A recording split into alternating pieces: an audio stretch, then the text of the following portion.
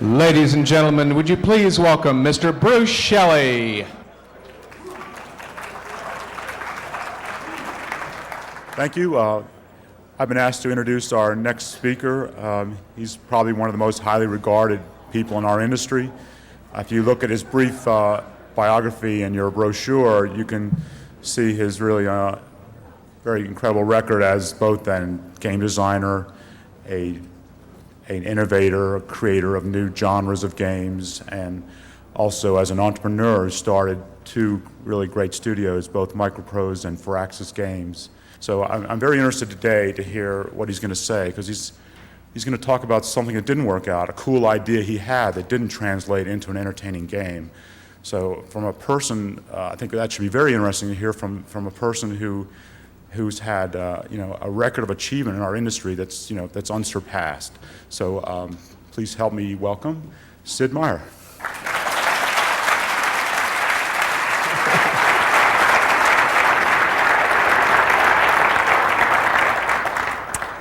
Thank you very much, Bruce, and I'd like to thank Mark also for his very interesting talk, which just kind of happens to lead a little bit into what I'm going to talk about. So I do appreciate that serendipity. As Bruce mentioned, I'd like to talk about the title of my talk is Three Glorious Failures, and I'm not even sure about the glorious, but this is kind of a report from the trenches. Mark talked about the pre-production phase, the chaos, the uncertainty, the unschedulability of it, and I'm here to emphasize that and kind of give you a behind the scenes from the trenches report about how chaotic and unpredictable it can be. This is related to a project that I worked on before my latest project, where I was intending to write the world's greatest dinosaur game. I had been fascinated by dinosaurs since I was a kid. I think most of us were, and I was convinced that there could be a fantastic game based on the idea of dinosaurs.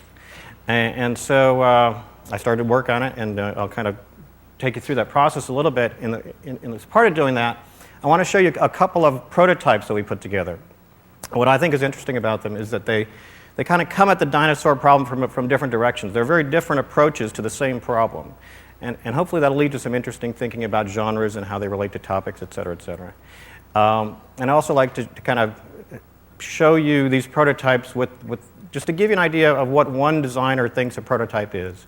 Prototypes are things that most designers, I think, kind of hide because they're very embarrassing. There's a lot of lame art, a lot of lame gameplay, a lot of lame sounds in them, and they're generally things that we put together for our own research purposes. But I think all of us that are designers have these little prototypes, these little ideas floating around, and I'm always intrigued how other people do this. So I'd kind of just like to show you what types of things that I put together.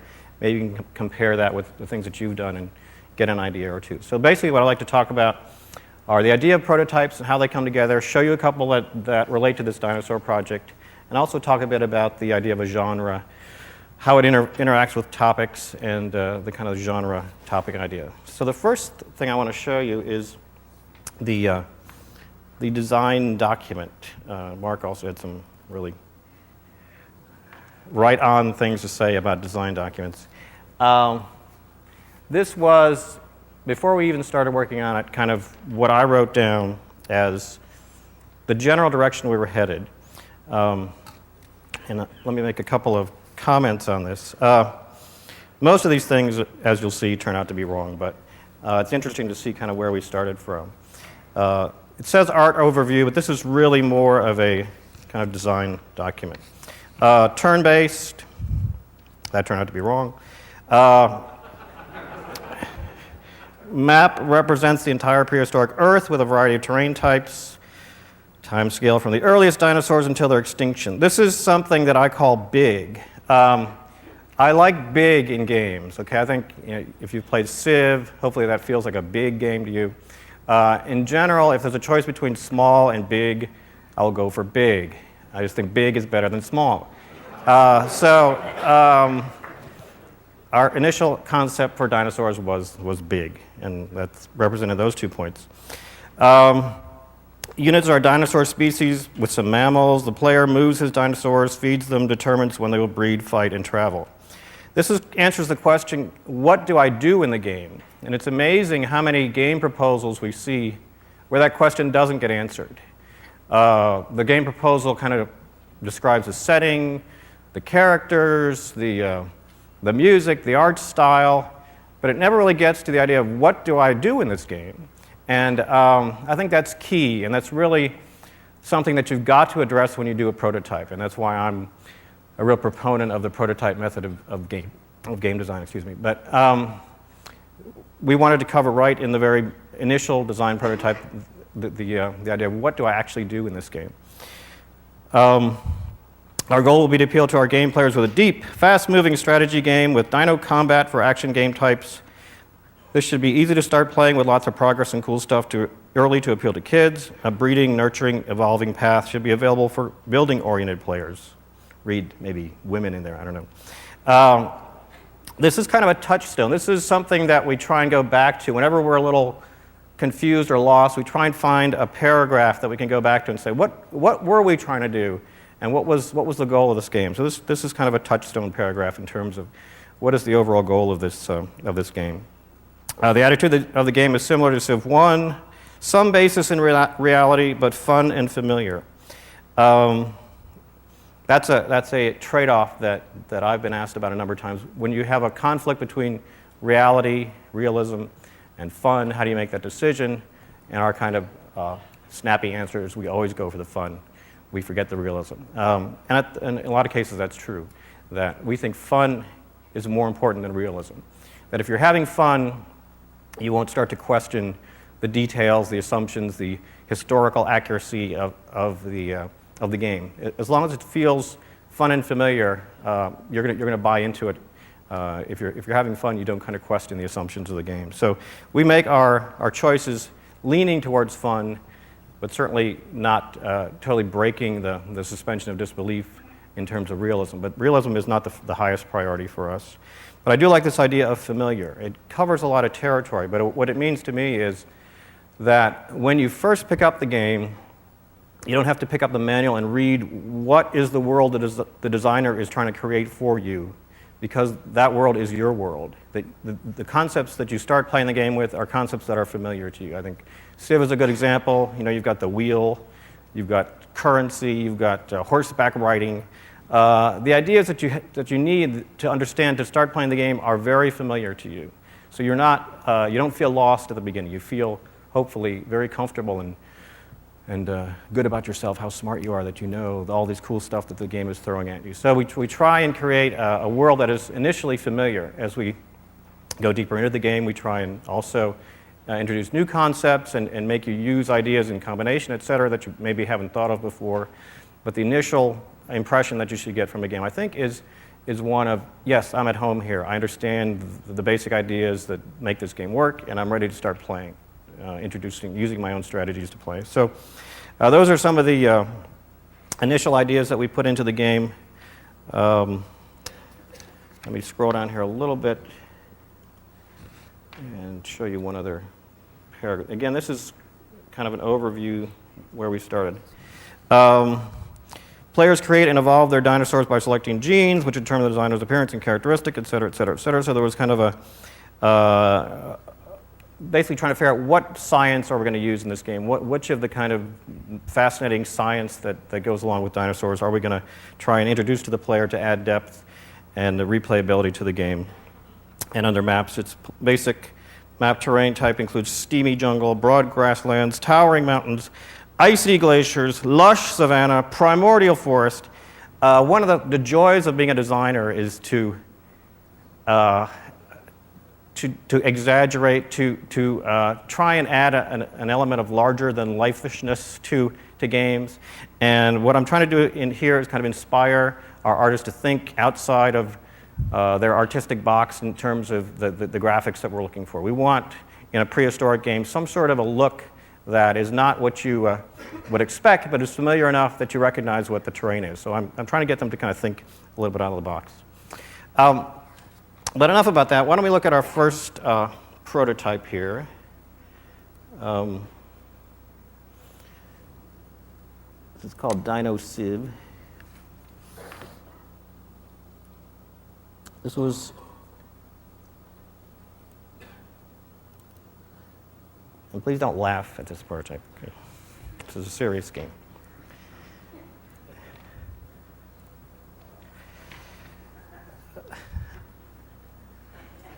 Wait a minute. Oh, okay. Oh, I guess you can laugh at that. We have a couple dinosaurs here. Again, this is a turn-based prototype. I think it's interesting how the genre kind of controls game design to a certain extent. What we can do with our little dino guys is have them eat. Okay, all right, guys. Move around. These are herbivores. As you can, all right, herbivores. Okay. This guy's going to make a nest. I'm sorry.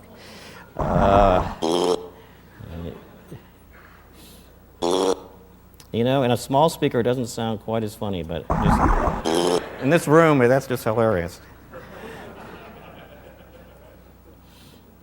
All right, so our guy, all right. This is cool. A little something to make it. Oh, guys. All right, so this guy is full of food. We're kind of introducing all sorts of ideas that you've heard of. You know, you've heard about the Great Volcano, you've heard about ice ages. Just kind of letting you know that those are going to be concepts that you're going to be dealing with as you go into the game. Let's see, here's our full dino. And we're going to breed a new dinosaur. Now, this is kind of where things get a little shaky. The idea is that dinosaurs breed. And here's my breeding dinosaur genetic screen. Based cleverly on the double helix concept. You see two genes on the right, pairs of genes on the left that are matching up. And what you do as the player is you decide which of the genes from the mother and the father are going to kind of go into the dinosaur. So I want the small head gene from the mother, and I want this. Maybe a medium tail. I'm kind of building my own dinosaur, Mr. Potato Head dinosaur. And I do this, and at the next difficult level, there's the idea of recessive and dominant genes. Dominant genes override the recessive genes. You've got mutations. This blinking gene here is a mutated gene. And in the lower right-hand corner, I'm drawing a picture of what the eventual dinosaur that you're creating is going to look like. This was a disaster. This was just a disaster. You may notice, if you look kind of under the column that starts with auto, that I eventually had to put in a kind of a way for the computer to do this for you. Like if I go up to speed, I say, build me from all these genetic pieces the fastest dinosaur that you can, and it'll do that. But once you've got the computer doing the fun stuff in the game, what you thought was going to be the fun stuff in the game, your game is in trouble, okay? I realized that I thought this was going to be extremely clever, but it was not extremely clever. It was work, it was confusing. The whole genetic double helix cool thing, mixing, matching recessive genes, just was too complicated. And it also kind of broke what we call the covert action rule, which is don't take the player out of your main game long enough that they forget why they were playing the game in the first place or what they were doing in the main game. And this really had the nature that by the time you got done with mixing this and matching these genes and seeing how they created the eventual dinosaur, you had pretty much lost track of anything you were trying to do in the main game. So this was glorious failure number one. I think we've probably seen enough of this prototype. All right. I think we've heard enough of this prototype. Okay, but we didn't give up there. Did we give up there? No. We said, okay, the genetic thing is too complicated. And another problem there is that we really started off with the idea that we wanted you to be able to create just about anything, any dinosaur. One of the neat things about dinosaurs is they came in so many varieties, so many sizes. They had wings, they had frills, they had horns, they had all sorts of different things. And we wanted, the idea behind the genetic system was that you could create almost this infinite variety of dinosaurs. Unfortunately, our artists could not display an infinite variety of dinosaurs. And the other thing we found out in doing that is that people especially kids, but people in general, relate to dinosaurs. They want to see Tyrannosaurus rex. They want to see the Rhamphorhynchus flying around. So we ditched that genetic system, and we came up with prototype number 2. Oops.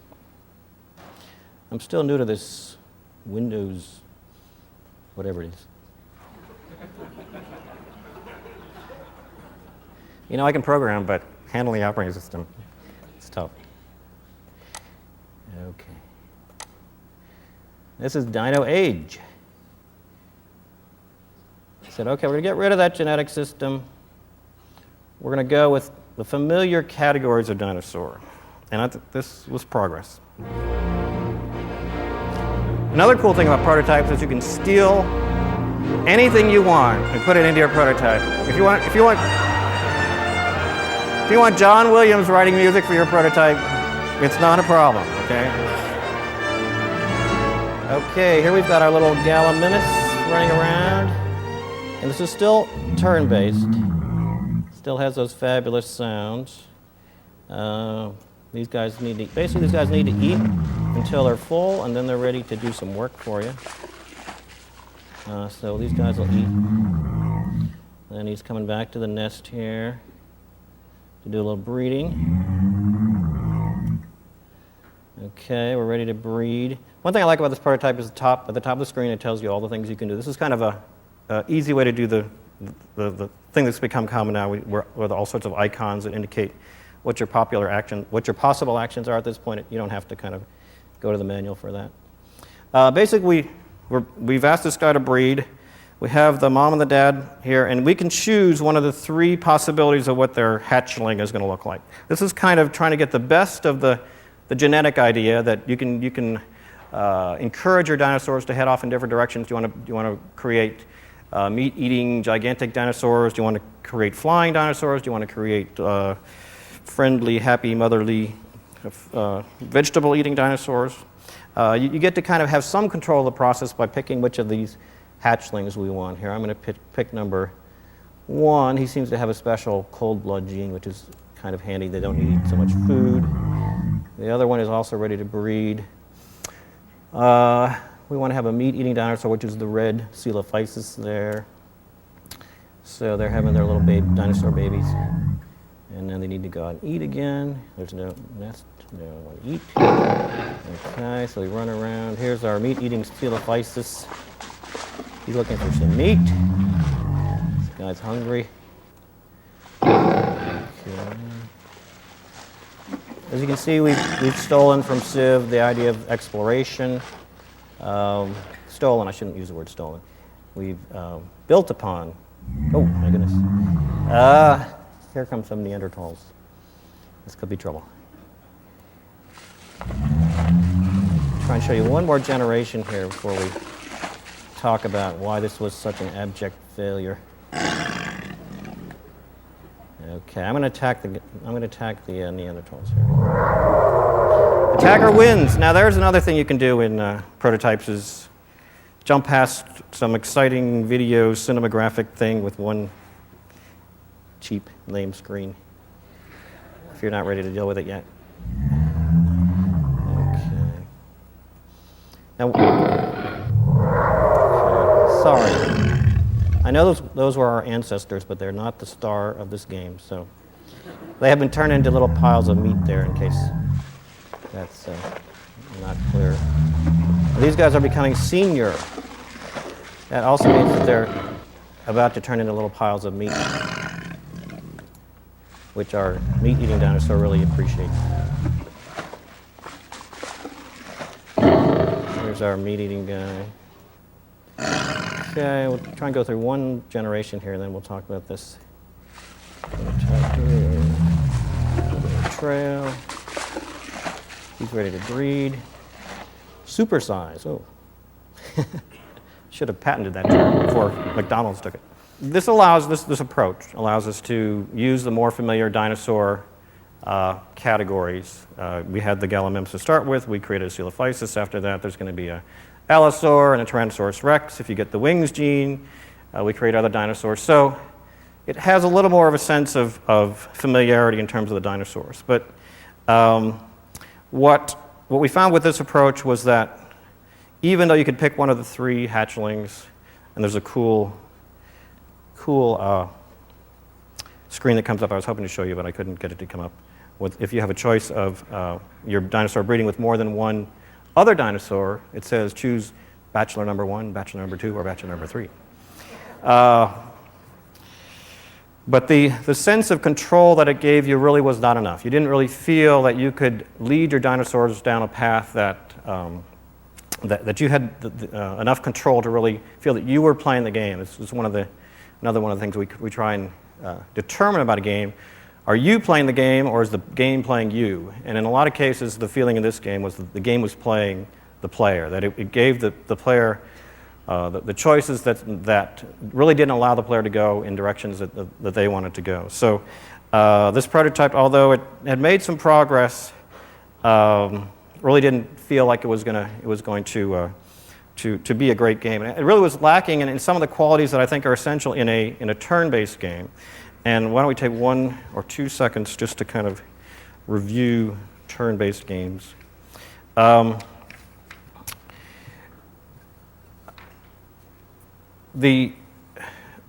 coin another word, there wasn't really a sense of epicism in this game.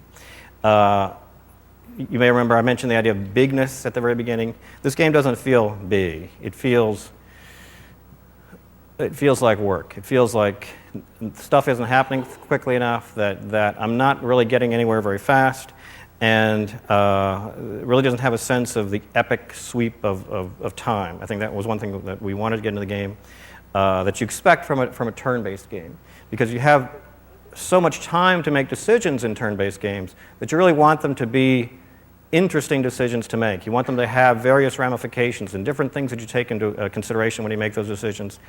This game really didn't have what it really seemed to take to become a good turn-based game. The work to fun ratio was leaning very heavily towards the work and not very heavily towards the fun, and that's really a fine line, because work and fun often involve doing very similar things, but fun involves decisions that are more interesting than work. In work, you kind of do the same thing over and over again. You eat, you walk, you breathe. If you're having fun, every time you are asked to do something, you say, well, maybe this time I'm going to do this, but maybe next time, because the situation is slightly different, I'm going to do something else. Those decisions where you feel that you're adding something to the process are fun. This game had way too much work in it. We have more prototypes. Do not despair. This may be a good time to just see if there are any questions up to this point. We have a couple more prototypes to look at, but I just wanted to make it a little more interactive if there was some interactability out there. And I'm going to not ask you to go to the... Should I ask you to go to the microphone? Yes, I'm sorry. I'll repeat the questions. Why the marriage between dinosaurs and turn-based? That's a good question. We're going to answer that question in the second half of our presentation. Well, and the simple answer is, people bought Civ, so we should do another turn-based game, obviously. No. Yes? Each of these prototypes might have represented 2 months of development. What am I doing with them? Anybody who's interested, basically, but it's mostly me.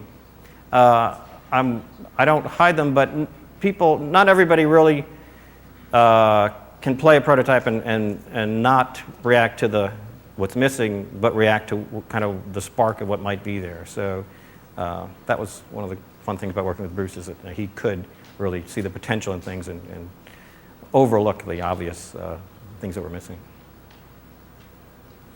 Yes? It's not clear watching these prototypes where you even see the player resides. Are they meant to be the species of dinosaur or one particular dinosaur? They were meant to be, again, similar to Civ, kind of the guiding spirit behind the whole population of dinosaurs. Now, what we didn't get to was, after a short period of time, you'd run into other species of dinosaurs that were competing for the same world. We did run into the humans there for a moment in the last prototype.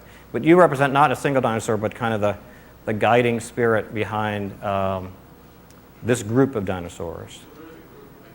Right. Okay, we had a question here about why does it have to be turn-based? Well, it doesn't have to be turn-based. There are other ways of doing dinosaur games, and why don't we look at another approach? This is called Dinocraft. Can anybody guess what genre this will be?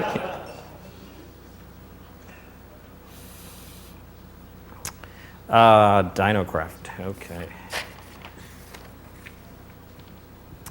Yes, this is going to be a real-time dinosaur game, amazingly similar to StarCraft, which is a game I was really playing at the time, which brings up the question of borrowing versus innovation. It's my belief that it's okay to start with something very similar to an existing concept out there, and you'll see.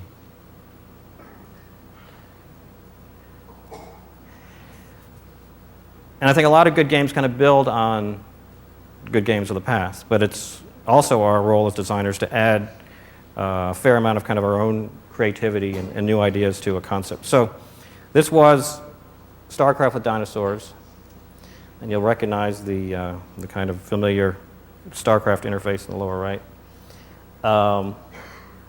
This is real time. The dinosaurs are once again eating. Let me just digress on RTS conventions.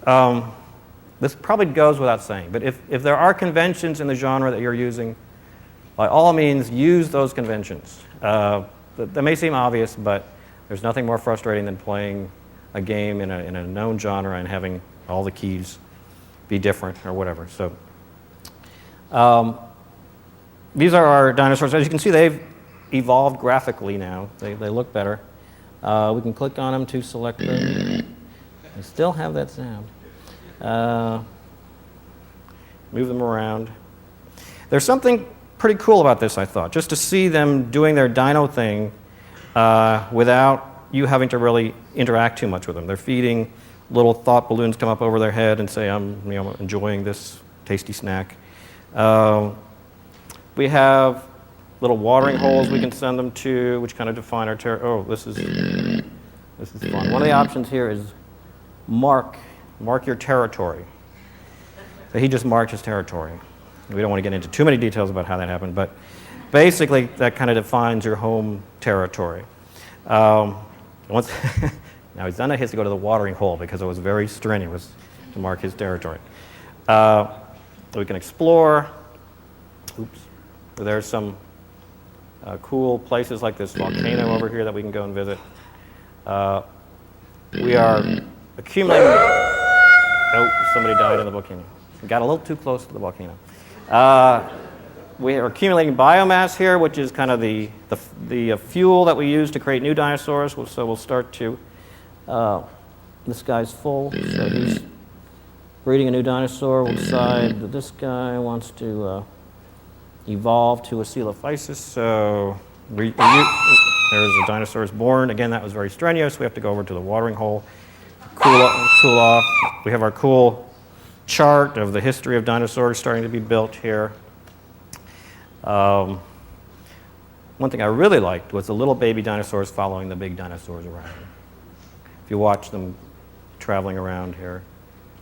I don't know. It did something for me. I'm sorry if it doesn't do anything for you, but it was just really touching to see the little dinosaur following the big dinosaur around, and then they grow up. Again, as we go further, we run into other species of dinosaurs. There's dinosaur combat.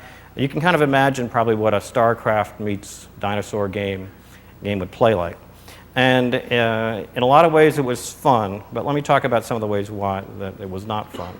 And that would take some time to demonstrate, but I think if you're familiar with StarCraft or Warcraft or Age of Empires or any of the awesome real-time strategy games that are out there, hopefully that'll help you to kind of follow along with what I'm talking about. A few things that were missing here that were essential, I think, to real-time strategy games. They may seem trivial, but they really handicap this dinosaur game. One is the idea of ranged weapons. It's just so much more fun to play a game that has ranged weapons in them. And dinosaurs didn't have ranged weapons. I'm sorry, they didn't. Another thing that's kind of handicaps this game is what I'm calling the builder to fighter ratio. That in a real-time strategy game, the units that fight are fun, the units that build are okay. As dinosaurs are, there's more herbivores than there are carnivores. They spend a lot of their time eating. The kind of builder to fighter ratio just didn't work out. And it would have been possible, I think, to make a game about the kind of gentler side of dinosaurs, the eating, finding food, raising the young dinosaurs, etc. But that really wasn't, I think, what I was expecting, and I think what people would be expecting in a real-time strategy game about dinosaurs. So the kind of builder to fighter ratio really was working against us with dinosaurs. And the other thing that is missing here is the kind of paper, rock, scissors effect that makes strategy in a lot of real-time strategy games, gives it really an extra dimension. I think one of the possibilities was we could have kind of stretched the definition of what a dinosaur was, or what's possible with a dinosaur, to include these features. But that really would have been kind of going a little too far away from our initial concept of the game. So whereas it was cool to watch the dinosaurs, and the real-time strategy was fun to a point, seeing your dinosaur herd grow and watching them evolve. It felt like it was leading up to something cool, and then there was no cool after we got let up. So basically there were these big, massive dinosaur brawls with no ranged weapons at all. Just a bunch of dinosaurs beating on each other with a bunch of builders watching this all going on. Wow, that was great. Okay, so that was our third prototype. And Mark said, it was fascinating. Mark said you need to make 5 prototypes to be successful. I only made 4 dinosaur prototypes. I'll show you the last one. Now don't look at the title of this one because I really want to surprise you with this one. This was my favorite.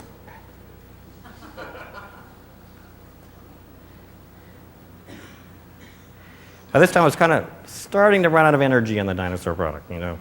Other things were starting to look good, but this was fun.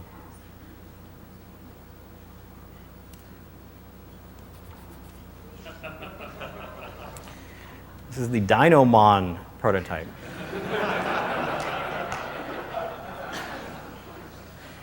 You might have seen that we got a bunch of cool dinosaur cards at the beginning of the game. And here we have the dinosaur food chain. Everybody understands the food chain. It's good to be at the top of the food chain. It's bad to be at the bottom of the food chain. Right now we're at the bottom of the food chain. We want to get to the top of the food chain. We are here, where the little star is. One thing we do is kind of look at our cards. We call them genes. They're not cards, of course, because that's a whole other game that we're not even copying at all. This is our gene pool. These are our genes.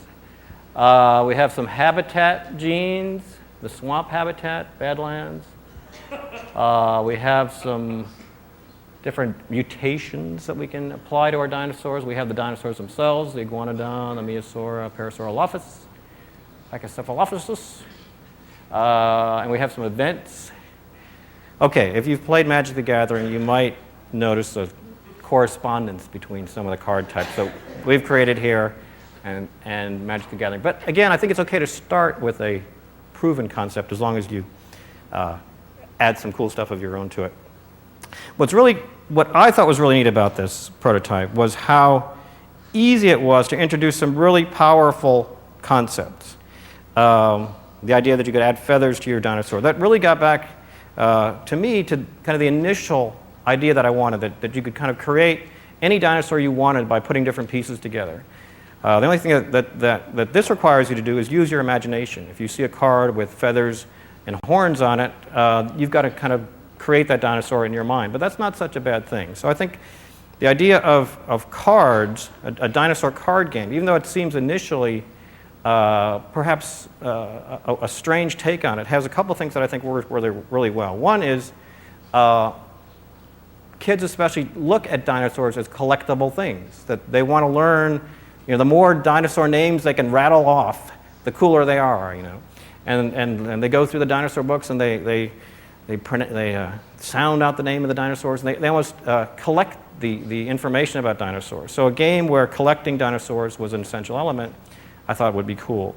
Lots of concepts that are kind of difficult to do in another game are easy to do in a card game. For example, we have this Dust Storm card.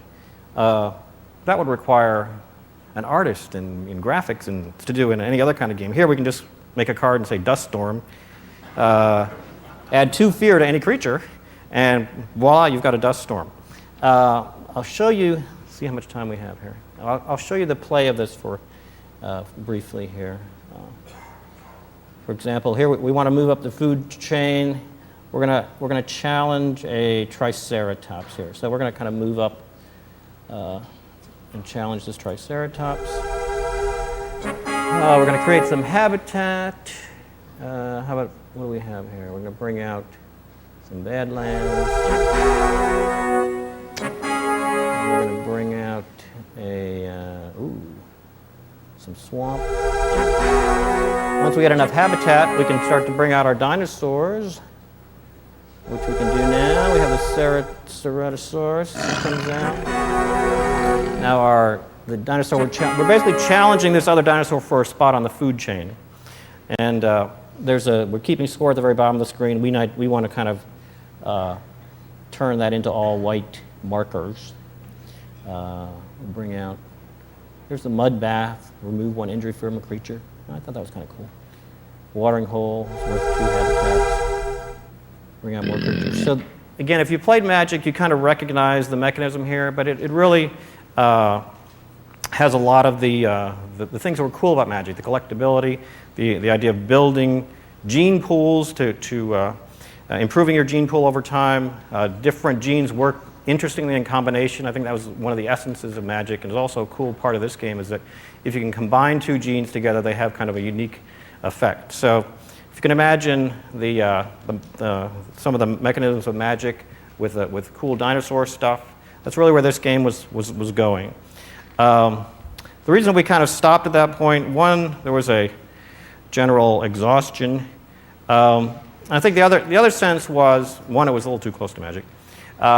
And 2 was that maybe this game didn't have enough heft to it, that it was too simple. I'm not sure I agree with that perception, but that for all the time we'd spent working on the world's greatest dinosaur game, to come out with a card game perhaps would be...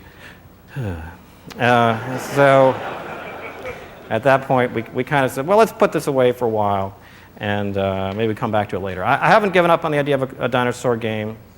I think it's still a great topic, but I don't have the approach that I think is the great one yet. I hope to come back to it someday. But I'd like to maybe step back for 1 second and talk about some of the concepts that we've kind of touched on, but really haven't brought to light, that I think are important in just about any game design. Actually, first let me digress for 1 second. The irony of the fact that we gave up on this game is that we've gotten almost more positive press for not doing this game than we have gotten for any of the games that we've done. We had a reporter from the Washington Post come in and do a profile of Firaxis, and the lead of his story was, these guys, are so dedicated to fun games that they would work for months and years on this dinosaur game, and if it just wasn't fun, they tossed it out the door. Isn't that amazing? So we've actually done better by not doing this dinosaur game than we would have done by actually doing it. And I think that, again, ties into something that Mark said, that you have to be willing to toss something out after a year or whatever, if you're pre-production. I didn't realize it was in pre-production, but I was in pre-production. If my pre-production doesn't work out. Okay, a couple of concepts here that I'd like to draw out of this experience that I think are somewhat universal. We talk about the first 15 minutes of gameplay, that's key, essential, and you can't over-concentrate on how much fun and how interesting that is. I think it has to do 2 things. We talked about the familiar aspect. I think a player should feel immediately at home in your world and kind of understand the 3 or 4 things that they need to do to start playing this game. I think with the idea of eating, breeding, making a nest. Those are concepts I think people can grasp, and I thought we had done a fairly good job there. It should also hint at lots of cool stuff to come. I think that's another thing you want to do in the first 15 minutes or so of your gameplay. Suggest, volcanic eruption. Oh, that's going to be cool. The Ice Age, those kind of things. So try and make your player feel at home. I think that's important, and also kind of hint and suggest what might be coming down the road. The idea of progress, I think, is also key. That when you ask someone to play your game, you're asking them to donate to you their time. And you really can't move through your game fast enough in a lot of ways. That you may want your players to linger over some particularly cool thing that you've done, but that's really not fair. They need to be moving forward and have a sense that stuff is happening, that the computer is making good use of their time. So I think the idea of there being a real sense of progress in a game is important. I think it's one thing that was lacking in these prototypes. Again, going back to Civ as an example, I think Civ did a good job of kind of taking you through the ages quite quickly and really giving you a sense that there was something always just around the next bend, just over the horizon that was going to be cool that you're progressing towards. So some sense of progress, I think, is really important. The idea of control versus randomness, that the player really sense that whatever's important in the game is more affected by their decisions than by randomness of the game. There has to be some randomness, some surprise, because we want our games to be replayable. But if you go too far in that direction, you really give the player the sense that they're not, again, that the game is playing them and they're not playing the game, and that's really not fun. So temper your sense of randomness. Complexity versus a comfort level, another kind of trade-off that I think is important. That complexity is fine later on, once you've introduced players to the key ideas of your game and they're involved, engrossed, and convinced. But at the beginning, I have to go back to Civ again. I think at the beginning of Civ, you have one settler, and the game is easy to understand, it's not too complicated, and it's easy to start playing. So complexity is cool, but save it for later, once your players are really involved and understanding the basic ideas of your game. And another final trade-off here is brilliance versus bad luck. When things go well, it's the brilliance of the player. When things go not so well, it's just bad luck. You cannot, the end result of playing your game ought to be that the player feels better about themselves than when they started. I think it's kind of a psychological view of games. But I think we want, a player's going to play your game again if they feel better about themselves after they played your game than when they started. So when I say brilliance versus bad luck, reward the player, compliment the player, make the player feel good about the good things that happened in the game that they've caused to happen. And when something bad happens, make it clear that there was a way to have avoided that. It was something that wouldn't necessarily happen the next time, or that it wasn't their fault. Again, put yourself in the place of the player as often as possible as you're developing a game. And I think if you're having fun playing the game, your players will too. I'd like to kind of open things up for questions and answers. If there are questions out there, please use the microphones, because we are recording you for posterity. Hi. This type of game seems especially appropriate for paper and pencil prototyping. And a lot of the lessons you talked about seemed like, even though this particular demo was not super polished, these were still fairly polished, or at least running piece of code. Did you do any level of paper and pencil prototyping or experimentation to try to figure out would these be fun before sitting down and actually writing code and putting something interactive on the screen?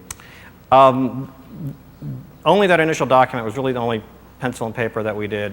I'm lucky to have a bunch of code lying around from old games and trees and art, et cetera, so that I can probably put a prototype together quicker than I could write something down. And I think there's a pretty fundamental difference between the feel of a computer game and the feel of a paper and pencil game. But if you don't have those tools to put something together, there might be certain times when that's appropriate. But I think that there's a pretty big difference between those two types of games. Building on that question, how much support did you have when you were making the prototypes? Like, how many other people were involved? Initially, it's just me. Again, from older games, I can find all sorts of pieces that can fit in there. Now, the third prototype, the real-time strategy game one, by that time the dinosaurs had been created by artists, and you could kind of see that they'd evolved, and they had team colors on, and they had a variety of animations. And for the fourth prototype, the card game prototype, there's this really cool piece of art that was used for postage stamps a little while back that has all sorts of dinosaurs, and I really just cut pieces out of that piece of art to put into the prototype. And again, being able to use John Williams' art and this guy's, John Williams' music and this guy's art is kind of one of the fun things about prototyping, is that you can borrow things that are really cool and put them in there, that you have to take out, of course, eventually. But to answer your question,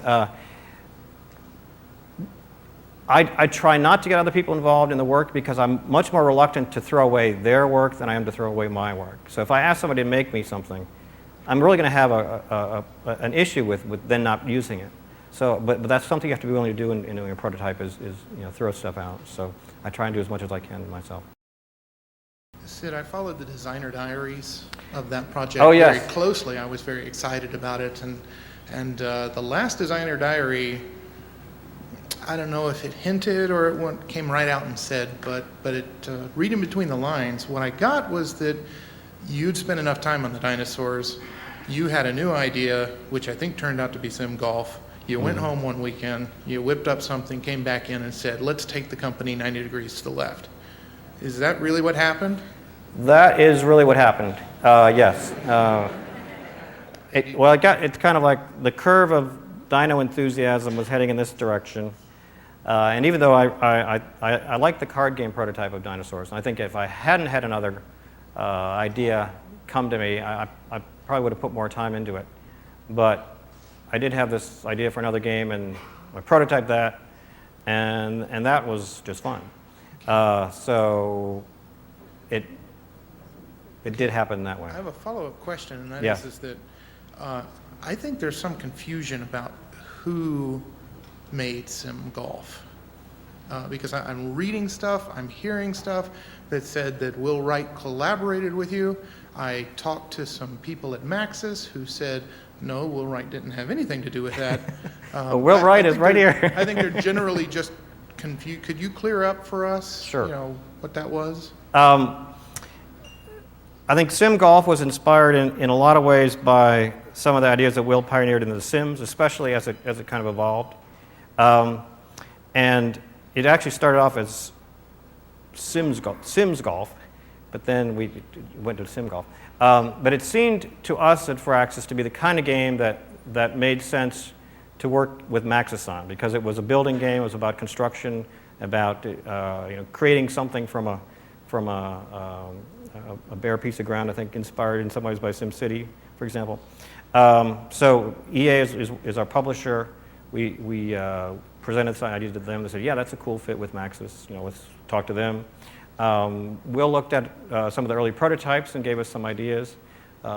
He's working on a lot of his own cool stuff. So I think that, what is that called? Is that collaboration? Is that consultation? Is that kibitzing? I don't know. I think he was involved to the extent of looking at a couple prototypes and giving us his ideas about it. But it was essentially a AIAS creation.